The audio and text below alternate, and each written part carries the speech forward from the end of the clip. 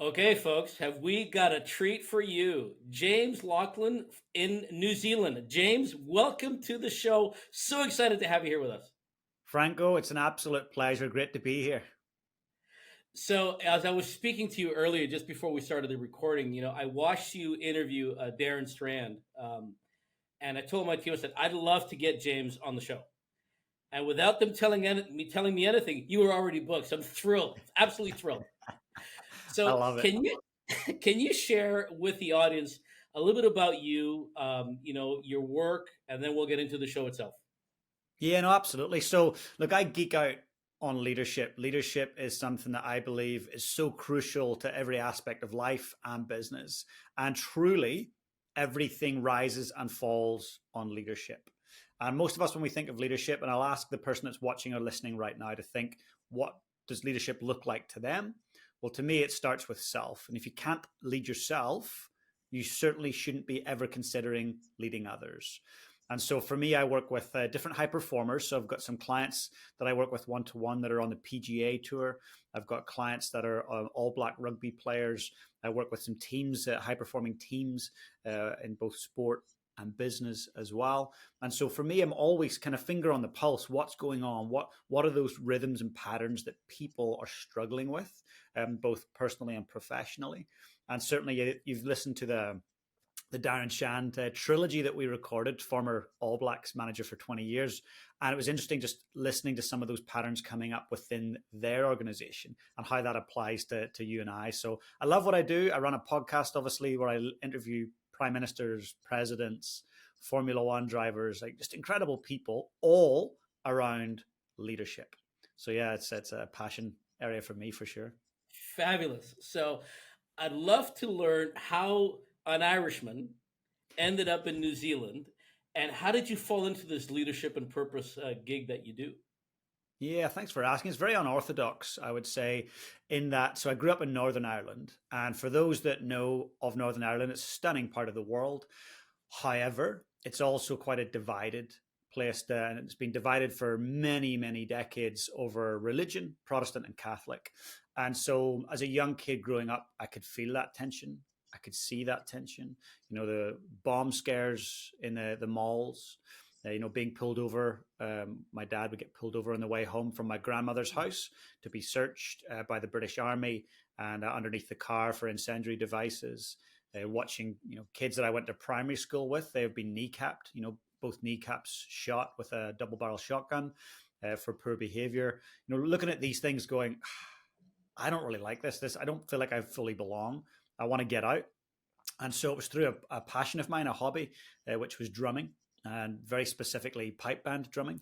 And it's a competitive type of drumming. So I realized pretty quickly that you can be an Irish champion, a British champion, a world champion. And I'll tell you what, Franco, I'm very, very competitive. And so at 11 years old, I was like, I want to be the world solo drumming champion in the juvenile grade. That's what I want to do. And so I just set my mind to it, got really clear that that was my vision, and started to pull on all the different resources and put the work in. 13 years old, I was really fortunate to be crowned world solo juvenile champion, and again at 14.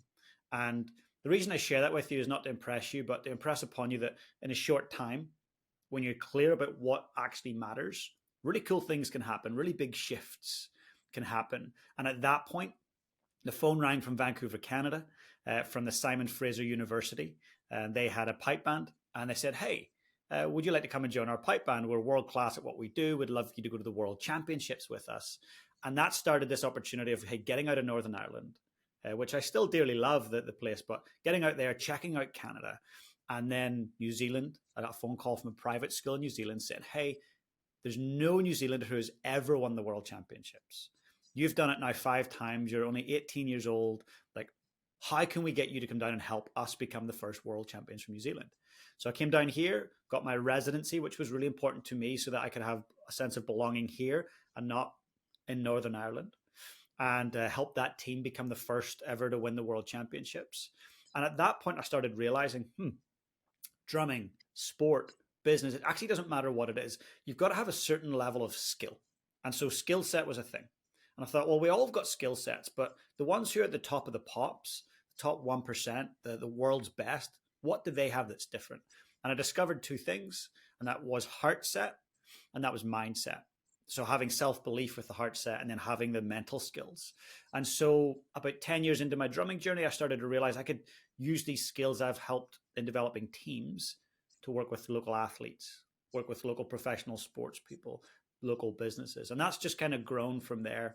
And so I've taken the skills I learned as a drummer and developed performance psychology tools to help teams and leaders win. Fabulous story. Thank you so much for sharing. And listeners, if I may suggest, pay attention to the importance of passion here. Because, you know, James took his passion for drumming and built an incredibly successful business out of it where he's helping others, I'm going to guess, enhance their passion to further leadership and purpose. 100%. So you talk about leadership starts with self. So in my fifth book, I talk about the concept of safe space because one of our basic human needs is we want to feel emotionally safe with ourselves, in our relationships, and in our environments. But if we can't feel safe with ourselves, we're not going to be able to feel safe out here. Mm-hmm. So personal leadership is really about understanding oneself, what I call hugging the ugly, which is not shying away from that part that we're sort of a little bit ashamed of or afraid of. So can you talk about how you see leadership from that perspective about really focusing on the things that we need to look at versus avoiding them? Yeah. Well, look, there's something, Franco, that comes to mind when you say that, and it's this. Self-evaluation is the seed of self-mastery. And so few people create space to self-reflect, to self-evaluate. Why? Well, it takes time. And we're, in many of our minds, we're time poor. And also, it can be quite ugly. It can be quite confronting. It can be quite disturbing what you find when you start to self-reflect on your actions, your reactions, what you procrastinate on. So look, I feel that if you're going to embark upon a journey of growth as a leader, you've got to embrace self-evaluation. And certainly the greatest teams and athletes that I've ever worked with and business owners, they have a habit of self-reflecting daily. They journal, they meditate, they have coaches, they have people that hold them to a higher level, a higher standard. And really leadership is influence, right? So it's how do we influence ourselves? We do that by actually asking the tough questions, learning from that, and then taking action based on that. So what would be the first step for someone to embark on that journey? What have you observed are the triggers or the tipping points that someone says, you know what, I'm not really content with where I am or where I'm going. I feel there's something missing. What's that tipping point that just says, yeah, I need to do this? What's the I have to do this piece? Yeah, so slow down. You know, that's the first thing is like, this is not a race. So slow down. The best thing we can do is heighten our awareness. So if we think of a sports team, whether it's soccer, football, lacrosse, doesn't matter what it is. When the players and the teams have their heads down and they're looking for the ball or they're chasing the opponent, the heads are down, they lose all sense of where am I in the game? Where's the clear space? Where is the opportunity? So the first thing I always say is eyes up. You know, if there's one thing you take away from this podcast is like eyes up. The only way you get your eyes up in life and in business, take a breath, create some space and think, actually think. We have a deficit of thinking. We have a deficit of focus in this day and age because we're so hooked to dopamine kicks, which is on our phone, which is, you know, fast and furious and a packed calendar. The best thing you can do is on your calendar every single day, have a minimum of 30 minutes of think time. And I mean, actually block it out on the calendar because what gets scheduled gets done. So on your calendar, think time, think time. Any clients I work with, they have to commit and agree that every day they'll create that think time. And in that time, there's no podcasting. There's no calls while you walk. It's you by yourself. It can be still in nature. It can be in front of a journal, meditating, walking by yourself. But that's where we start to see where we need to grow and we start to develop leverage on ourselves. But if we're going at a fast pace, you never get to see it. You don't get to see where that room for growth really is. So I can imagine the question that a listener may be having is, what do I do with what comes up? Mm. What do I do with that stuff that bubbles up when I'm not thinking about something else? Yeah, great question. Well, listen. You know, one of the greatest assets we can do is actually just listen and see how that feels. You know, we look at all the somatic types of therapy that they have now. It's all about like, how do I feel when I'm hearing this inner voice? And often with clients, first thing I'll get them to do, Franco, is like, let's talk about your best self and your worst self. And those two wolves are living within our mindset every single day. And which one's going to become more dominant? Well, the wolf that you feed the most becomes the most dominant. So let's get comfortable with naming your worst self and your best self. Your worst self, you might be short, snappy, you might be aggressive, you might be negative in thinking, your posture might reflect that. Let's name it. Let's give it a name. Mine is Leprechaun Laughlin. Mine Right? is When the he comes up, Cuban. there you go. Hey, man, check me out. Look at me. It's all about me, man. I That's the love Cuban. that. That's so good, right? You can then talk to that person, right? You've got to listen. And then after that, you've got to take action, right? You would probably be very comfortable in sharing. You've had these moments when things have came up, Franco, and you go, look, I hear it, I feel it. Okay, I got to take action based on what I'm hearing and feeling. The feeling piece is fascinating because in the work that we do with family owned businesses, and it's not just that demographic, I think human beings, we have shut down our ability to feel. Mm-hmm. We numb ourselves because somewhere along the line, parents unintentionally gave us the messaging that our feelings were wrong and they're not safe. So we grew up with shutting down our feelings, putting them away, avoiding them with addictions like alcohol, drugs, sex, money, work, technology. How do you assist your clients to reconnect with their feelings? Yeah, great question. And you're right about this idea of the culture scape. And that's like all these ideas that are imposed upon us by the culture around us. What religion we should be, how we should study and learn, the way in which we should habitate and cohabitate.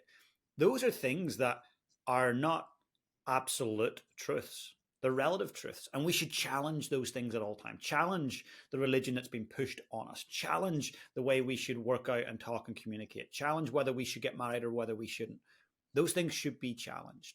And I feel like from an individual perspective, we've got to learn to really just challenge our own thinking, our belief systems. I would say, Franco, that you, myself, and everyone that's listening right now, we are all full of BS, belief systems.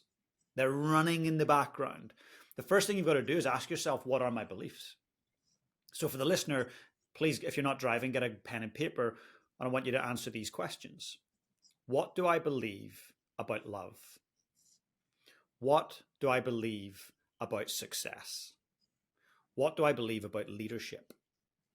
What do I believe about failure?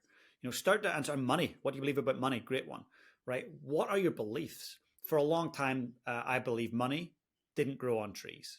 I was told, son, it doesn't grow on trees. Count your pennies, protect them, look after them. But if you think about that kind of belief system, that really limited me in my way of thinking. So my little 7-year-old boy, he was back in Ireland and he was talking to his grandmother in Ireland. And it came up, money doesn't grow on trees. And he went, my dad says money does grow on trees. And this got a lot of attention. Did he really? Good for him. Money does grow on trees. Well, what do you mean by that, young man? Well, my dad said that the tree is your brain and your mind. And if you feed that and water that with books and asking why 100 times and being curious, well, money just keeps on showing up. Wealth and health keep showing up. So it is a tree. It does grow on a tree. So I'm going to challenge everyone that's taken the time to actually listen now, because clearly they're interested in developing themselves. If they've taken the time to tune into your show, I'm going to challenge them and ask them to develop their global beliefs. And if they don't think they serve them, guess what? We can change them like that. I believed in a guy in a red suit with a white beard, and he delivered presents to me. Every 25th of December, that big guy turned up. I believed that. That was a deep-seated belief. But guess what? That changed at a certain point. And the very next day, I had a different belief about who brought those presents. So we can change our beliefs. They're not fixed. We get to decide. So in the work that we do with clients, and I just want to ask, let's put it in context. I want to ask you the question: is we really help them reconnect with their inner child, Mhm. because that inner child is the source of the feelings and the joy and the why and what's possible and the infinity thinking. Okay, do you do that kind of work with your clients that you serve and help them really reconnect with, that little person that was their, call it, their safe space where their power is? And 100%. if you do, how do you do it? Look, every single one of us has an inner child, and a lot of our biggest challenges lie in the stories that we have narrated since we were children. Yes. Our conscious mind and subconscious mind were very, very different in those early formative years, and we would let everything into the subconscious. There was no gate, so it all came flooding in. An example of this: I was in Auckland, which is the North Island of New Zealand, speaking for a financial investment firm. And it was about 1 o'clock in the afternoon. I was walking to the event center and I heard sirens. And I looked up, and coming down this really steep street on we call it a Lime scooter, those mobile scooters that you can rent. Yeah. Yeah. So Yeah. flying down the hill in the middle of the road was a guy not holding on and smoking a crack pipe. And there was three police cars chasing him. And I looked up, and the first thing I thought was, he's about my age, so he's mid to late 30s. The first thing I thought was, what happened to the little boy on that scooter? What happened to the 5-year-old boy? What trauma? What did he see? Because, yeah, we look at him and most people would say he's a menace to society. But actually, I look at him and go, that's a really hurt, traumatized human that had a childhood that is inflecting and directing what's happening in his adulthood. So with my clients, whatever they're working, whether they're working towards $1 billion valuation in their business, whether they're working towards better relationships, becoming a world champion team, it doesn't matter. I go back to, okay, what informs how you see yourself? And it always comes back to, mom said this, dad said that. This happened to me when I was 12 or 10. I was like, okay, can we rewrite those stories? Can we look at those through a different lens? Can we take wisdom from those rather than wound from those? Because it can be a wound or it can be a wisdom. And that's a decision. And it's not to say trauma didn't happen. I'm going to say that never happened, but it's recognizing the things, good and bad, that have shaped us. And then going, okay, how can I turn that into a learning that serves me with my goals in life now? Yes. Yes. Trauma, when trauma happens, the behavior chooses us. When we heal, we choose the behavior Mm-hmm. based on the goal and the desire and what we say we want to become. So it's 100%. important, for the listener, that you really pay attention that trauma is actually a tool if you want to really look at it and deal with it. Or it can be a weapon against yourself for the rest of your life and others. That's right. I mean, we are not our pasts unless we choose to live there. And that's a Exactly. choice. Exactly. So you've worked with some really interesting folks, some interesting teams. Uh, what are the commonalities that you see with these high performing teams and individuals? So let's talk about individual leadership, and then how individual leaders come together to form a team for a common purpose. Mm. What are the Yeah. commonalities you've seen in that? Look, there's some really clear things that have come out over the years. And, to give you context, I've interviewed thousands of the world's, like literally thousands of the world's top leaders over the last half a decade and coached many as well. There's been these patterns. And I have a framework that I take my clients through called high performance leadership, but it's all about leading self. And the number one thing on that is vision. Vision precedes victory. So understanding, what do I want? What do I really want? How badly do I want it? So that's the number one thing that all great leaders of self have, is a clear vision around what success and end game actually looks like. I mean, you look at the greatest leaders, they've all got very clear visions. Next, it comes down to beliefs. They've got very, very clear beliefs that serve them, and they're quick to weed out and pull out the ones that don't.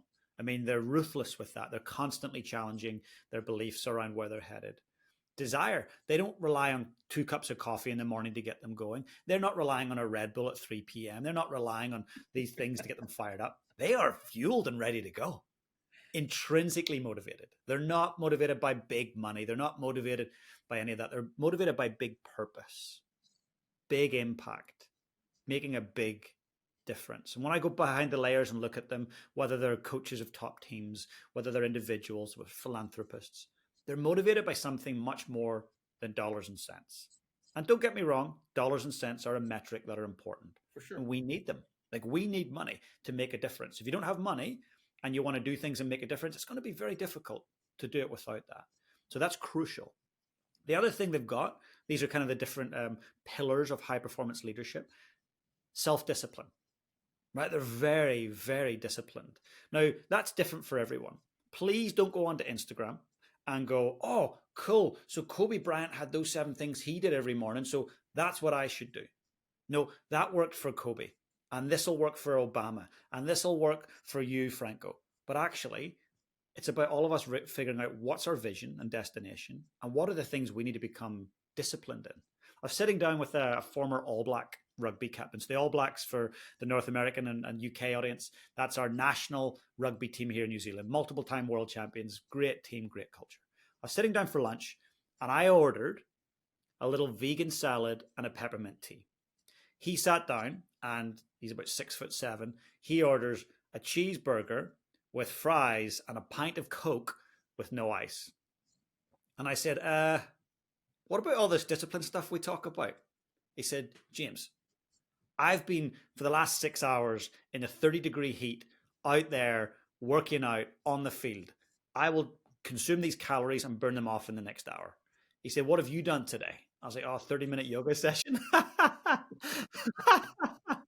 Right? So he's disciplined in areas that I'm not. And the point I'm trying to make here is that people who are high-performing leaders, they know what parts of their life they need to be disciplined in and what parts they don't.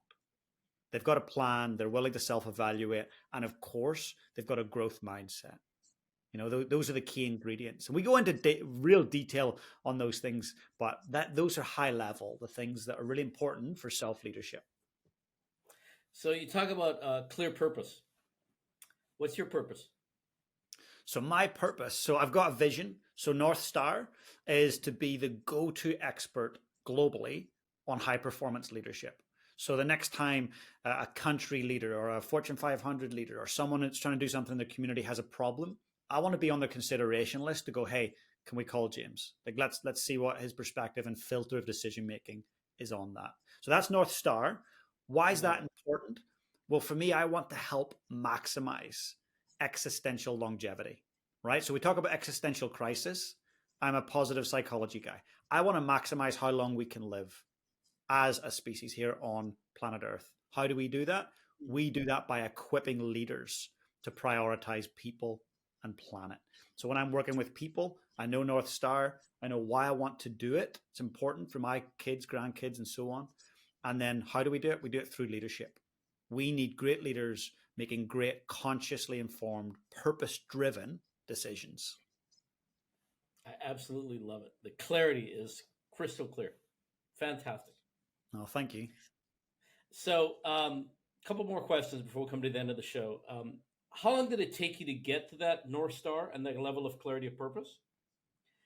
And then, what I think, if you're open to it, I would love to do a podcast just on purpose, because we touched on leadership. We could do episode 2 on purpose if you're up for it, because that's a whole other thing that I love to geek out on too. Of course. So how long did it take you to get to that level of clarity? Just so the audience understands the level of commitment that's involved to end up with that level of clarity. I'll be honest, that took about 5 years, half a decade to get clear on that. It was really murky to start with. And I'll tell you what, Franco, journaling has been the greatest investment I've ever made. Well, the second greatest investment sitting right behind me, that's my books. I believe in reading and learning from great people. But journaling, oh my God, that has helped me to distill my vision, understand my purpose, and define how I'm going to actually get there. Honestly, if there's one thing anybody does right now that's listening, go and buy yourself a $20 journal or a $10 journal, write in it every day. And here's something you could start with. Answer these 3 questions. What went well today? What didn't go so well today? And what did I learn today? If you just start with that, that's going to start to uncover some things. So that's, yeah, half a decade easily to get clear on that. Worth the investment, though, isn't it? Absolutely. Now I get up and today's Monday morning, right? It's Monday morning. It's just after 9 a.m. here in New Zealand. And I'm fizzed. I'm excited. It's like, I love to do what I do. I'm very, very lucky. So I always like to finish the show by asking my guests the same question. And the question is for the current generation of leaders in the family business and the up and coming crop of leaders in a business. What's one piece of advice you could offer them based on your experience, your wisdom, and all the work you've done with leaders? Get radically clear. That's my one piece of advice, right? In all the people I've interviewed over this last 3, 4, 5 years, the one problem that comes up for the majority of great leaders, uncertainty. What's the antidote to uncertainty? Decisiveness. Great leaders are decisive. How do you become more decisive? Get radically clear. Know where you're headed, why you're headed there. If they do that, to me, it's super simple, but it's so effective. So get radically clear. There you go, folks. Thank you so much, James. Looking forward to episode number 2 where we talk about purpose. And Me for the too. audience, as you know, the guests donate their time, their wisdom, their expertise for you, because we created this show for you, because we recognize next gen leadership is a very lonely place, and you don't have a lot of folks to talk about the issues that are going on in your head or your heart. So if something that James shared with you spoke to you, reach out to him. We're going to get his email address in a second here. Let him know what you thought of him, what worked, what didn't. But most importantly, share the show. Share the show with those that you care about, those that matter, those that may be struggling like you may have been in the past, because this is all about connectivity and all of us creating a safer world. So, James, if people wanted to find you, how do they find you? Yeah, thank you. The best way to connect in with me too would be LinkedIn. So James Laughlin on LinkedIn, spelled Laughlin, Laughlin. Secondly, as a thank you to them, I'd like to offer them a personal leadership planner for free. And so if they want to get that, it's jjlaughlin.com/planner. And that's for them taking the time to invest in themselves today. So if they want to get a copy of that, you can maybe pop it in the show notes and they can grab it there. Fabulous. Great show. Looking forward to number 2. Me too. Thanks, Franco.